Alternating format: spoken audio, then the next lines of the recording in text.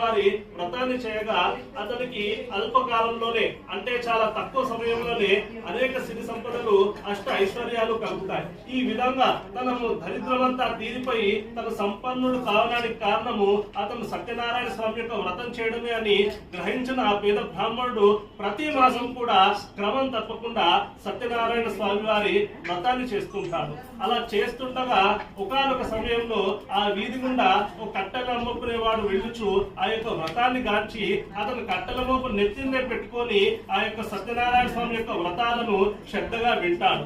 వ్రతం పూర్తయిన పిదప ఆ బ్రాహ్మణుడు బయటికి వచ్చి అక్కడే నిలబడున్న కట్టెలు అమ్ముకునే వారికి కూడా తీర్థ ప్రసాదాలను ఇస్తాడు. వాటిని భక్తితో స్వీకరించి స్వామి తమ చేసిన వ్రతం ఏంటి అని అడుగుతాడు ఆ పేద కట్టెలు అమ్ముకునేవాడు.